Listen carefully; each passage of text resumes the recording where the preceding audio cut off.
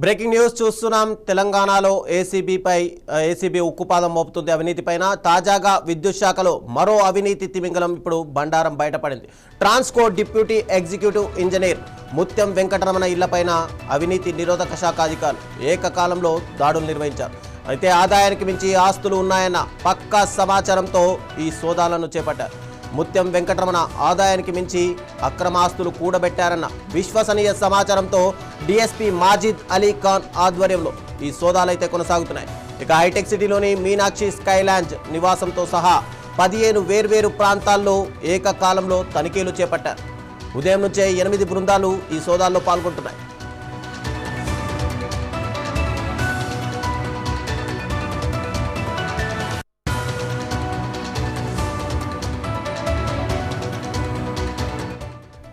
తాజా దాడుల్లో ముత్యం వెంకటరమణ ఇంట్లో కీలక పత్రాలు, ఆస్తి పత్రాలు, నగదు భారీగా లభించినట్టు బంగారం కూడా సమాచారం. ఈ దాడుల వెనుక మరికొంతమంది ప్రమేయం ఉందా అన్న కోణంలో కూడా ఏసీబీ అధికారులు దర్యాప్తు చేస్తున్నారు. ఆయన గతంలోనూ అవినీతి ఆరోపణలు ఎదుర్కొన్నట్టు రికార్డులు కూడా చెబుతున్నాయి. ఇక 2019 డిసెంబర్లో తెలంగాణ రాష్ట్ర సదరన్ పవర్ డిస్ట్రిబ్యూషన్ కంపెనీ లిమిటెడ్లో డివిజనల్ ఇంజనీర్గా ఉన్నప్పుడు ముత్యం వెంకటరమణ లంచం తీసుకుంటూ పట్టుబడ్డారు. ఈ ఏడాది మే నెలలోనూ మెదక్లో Transco assistant divisional engineering Venkataramana Reddy, మరో ఏడీఈ ముద్దం వెంకటరమణారెడ్డి సైతం లంచం తీసుకుంటూ ఏసీబీకి పట్టుబడ్డారు. విద్యుత్ శాఖలో అవినీతికి అడ్డుకట్ట వేసేందుకు ఏసీబీ ఇప్పుడు తీవ్ర ప్రయత్నాలు చేస్తుంది. ఇక ఏసీబీ అధికారులు పూర్తి స్థాయి విచారణ అనంతరం మరిన్ని వివరాలు వెల్లడించే అవకాశం కనిపిస్తోంది.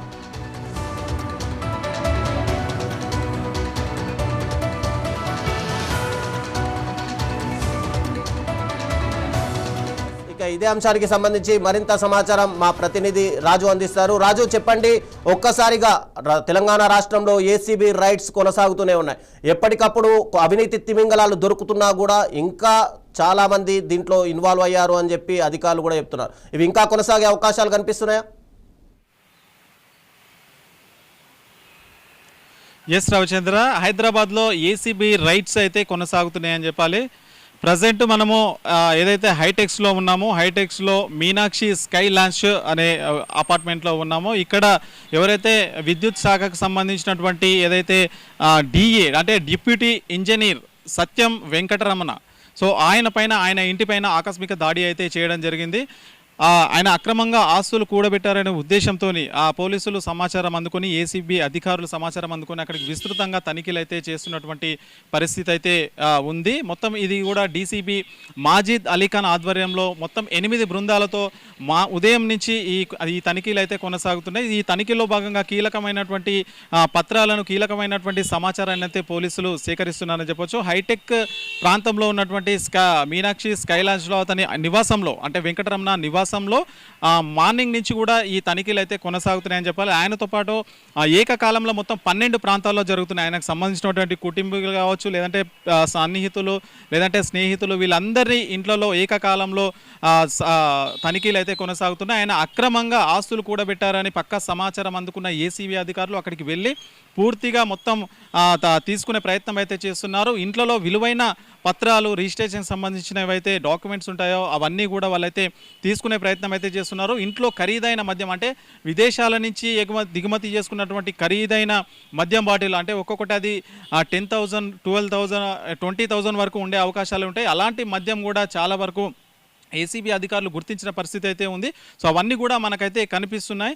మొత్తం వాళ్ళకి సంబంధించినటువంటి ఎవరైతే అధికారులు ఉంటారో, వాళ్ళకి సంబంధించినటువంటి సన్నిహితులు ఉంటారో వాళ్ళందరినీ విస్తృతంగా చేసే అవకాశాలు అవుతున్నాయి. ఇప్పటికైతే రైట్స్ అయితే ఇంకా కొనసాగుతున్నాయి. కొన్ని కీలక అంశాలు అయితే మనకు వెలువరించడం జరిగిందని చెప్పాలి.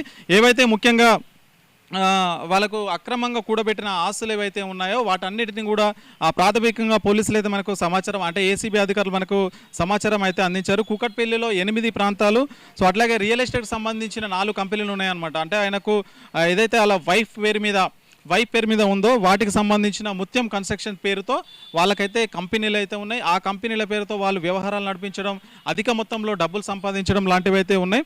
సో అదేవిధంగా ఖమ్మం డిస్టిక్లో కూడా కొన్ని ప్లేసెస్ అయితే గుర్తించారు. ఇప్పటివరకు అయితే అధికారికంగా వెలువడలేదు, కాకపోతే ఇప్పటివరకు ఇంకా కొనసాగుతున్నాయి, వాళ్ళ ఇంట్లో ఇంకా కొనసాగుతున్నాయి, వాళ్ళ బంధువుల ఇంట్లో ఏకకాలంలో కూడా సరే ఈవినింగ్ వరకు అయితే ఈ దాడులు మొత్తం కూడా డాక్యుమెంట్స్ అన్ని వెరిఫై చేసుకొని అన్ని పోలీసులు అధికారులు అన్ని స్వాధీనం చేసుకుంటున్నటువంటి పరిస్థితి అయితే ఉంది.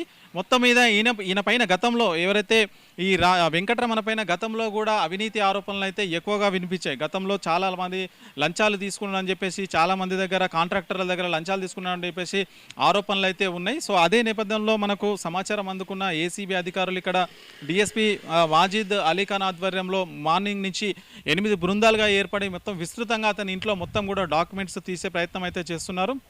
ఇంట్లో నుంచి మొత్తం కూడా బెడ్రూమ్ కానీ లేదంటే అల్మారీ బీరువా లేదంటే ఇంకా ప్రతి ఒక్కటి అన్నీ విస్తృతంగా చెక్ చేసి ఏమేమి అక్రమంగా ఉన్నాయి ఏదేది ఉన్నాయని చెప్పేసి వాటన్నిటి గురించి కూడా పోలీసులు అయితే స్వాధీనం చేసుకున్నటువంటి పరిస్థితి అయితే ఉంది. ముఖ్యంగా చూసుకుంటే ఖరీదైన మద్యం వాళ్ళ ఇంట్లో లభ్యం అవ్వడం, పోలీసులు కూడా దాన్ని గుర్తించారు, రికార్డ్స్ రాసుకున్నారు, అవి ఎక్కడి నుంచి తెప్పించారు ఏంటి అని మొత్తం కూడా డీటెయిల్స్ తీసుకునే పరిస్థితి అయితే ఉంది. సో ఈరోజు ఈవినింగ్ వరకు ఈ సోదాలు అయితే జరిగేటువంటి పరిస్థితి అయితే ఉంది. చాలా వరకు అంటే ఈ మొత్తం ఇప్పటి వరకు తీసుకున్న వాటిలో ఏదైతే ఉందో బహిరంగంగా మార్కెట్లో కాకుండా గవర్నమెంట్ లెక్కల ప్రకారం ఒక 10 నుంచి 20 కోట్లు ఉండే అవకాశం ఉంది. కానీ బహిరంగంగా మార్కెట్లో అంతకంటే ఎక్కువగా ఉండే 50 నుంచి 100 కోట్ల వరకు ఉండే అవకాశాలు ఉన్నాయని చెప్పేసి కూడా మనకు అధికారులు అయితే చెప్తున్నటువంటి పరిస్థితి. ఈయన ప్రస్తుతం అంటే విద్యుత్ శాఖకు సంబంధించి ట్రాన్స్కోలో డిప్యూటీ ఇంజనీర్గా పనిచేస్తున్నారు. సో ఈ నేపథ్యంలో ఆయన అందిన కాడికి దోచుకోవడమే ఆయన వృత్తిగా మార్చుకున్నాడని అయితే చెప్పొచ్చు. ఎందుకంటే కాంట్రాక్టర్ల నుంచి కమిషన్ల నుంచి మనకు తెలుస్తూ ఉంటుంది, ప్రభుత్వ అధికారులు ఉన్నత స్థాయిలో ఉన్న వాళ్ళు ఈ విధంగా ప్రవర్తించడానికి కారణం వాళ్ళ ఉద్యోగం, వాళ్ళ హోదా ఇవన్నీ దృష్టిలో పెట్టుకొని ఉంటాయి. ముఖ్యంగా విద్యుత్ సంబంధించింది ఏదైతే ఈ ఇంజనీరింగ్కి సంబంధించిందో ముఖ్యంగా కాంట్రాక్టర్ల నుంచి పెద్ద ఎత్తున లంచం తీసుకొని పెద్ద ఎత్తున వాళ్ళ పేరు మీద డాక్యుమెంట్స్ ఏవైతే ఉంటాయో ఈయన పేద రాపించుకోవడం ఇలాంటి ఆరోపణలు కూడా మనకైతే విస్తృతంగా వినిపిస్తున్నాయని చెప్పొచ్చు. సో ఈ రైట్స్లో భాగంగా అతన్ని మొత్తం కూడా క్షుణ్ణంగా వివరిస్తున్నారు. అట్లాగే బ్యాంకుకి సంబంధించి స్టేట్మెంట్లు కావచ్చు లేదంటే బ్యాంకుకి సంబంధించిన లాకర్లు కావచ్చు ఇవన్నీ చెక్ చేస్తున్నటువంటి పరిస్థితి ఉంది. మొత్తానికి వాళ్ళ దగ్గర అయితే ఒక 1/2 కేజీ బంగారం అంటే కిలో 1/2 కేజీ బంగారం కూడా ఏసీబీ అధికారులు అయితే రికవరీ చేసుకున్నారు. సో దానికి కూడా లెక్కలు చెప్పాలని చెప్పేసి అధికారులు అయితే వాళ్ళకు చెప్పినటువంటి పరిస్థితి ఉంది. ప్రస్తుతం ఏదైతే ఈ మీనాక్షి స్కై లాంచ్లో ఇప్పటివరకు ఏసీబీ రైట్స్ అయితే ఇంకా కొనసాగుతున్నాయని చెప్పొచ్చు. వాళ్ళ బంధువుల నుంచి అంటే వాళ్ళ దగ్గర నుంచి ఫోన్లు తీసుకున్నారు, వాళ్ళ దగ్గర నుంచి ఎక్కడికి ఫోన్ చేయకుండా సమాచారం చేరవేయకుండా మొత్తం కూడా తీసుకొని వాళ్ళంతా ఈ విస్తృత తనిఖీలు అయితే చేస్తున్నారు. మొత్తం 8 బృందాలుగా ఏర్పడి ఏకకాలంలో ఇవన్నీ చేస్తున్నారు. మొత్తం తెలంగాణ రాష్ట్ర వ్యాప్తంగా వాళ్ళకు సన్నిహితులున్నా లేదంటే వాళ్ళంటే ఎవరైనా ఫ్రెండ్స్ ఉన్నా వాళ్ళ పేరు మీద ఇంకేమన్నా పెట్టారా అనే ఉద్దేశంతో విస్తృతంగా తనిఖీ చేస్తున్నటువంటి పరిస్థితి అయితే ఉంది. ఇంకా ఏసీబీ రైట్స్ అయితే కొనసాగుతున్నాయి. ఇప్పటి వరకు అయితే వాళ్ళు తీసిన ప్రకారం దాదాపు 10 నుంచి 20 కోట్ల వరకు అయితే చెప్తున్నారు. కానీ అది బహిరంగంగా మార్కెట్లో ఇంకా ఎక్కువగా ఉండే అవకాశాలు అయితే ఉంది. అక్రమంగా కార్లు, 2 వీలర్స్ కావచ్చు, కియా కార్లు కావచ్చు ఇవన్నీ కూడా ప్రాథమికంగా పోలీసులు అయితే గుర్తించడం జరిగింది. వాళ్ళ వైఫ్కి సంబంధించిన ఏదైతే కన్స్ట్రక్షన్ కంపెనీ ఉంది ఆ కంపెనీలో కూడా పెద్ద ఎత్తున లావాదేవీలు జరుపుతున్నారని చెప్పేసి పోలీసులు అయితే ఏసీబీ అధికారులు అయితే అధికారికంగా గుర్తించినట్లుగా మనకైతే తెలుస్తూ ఉంది.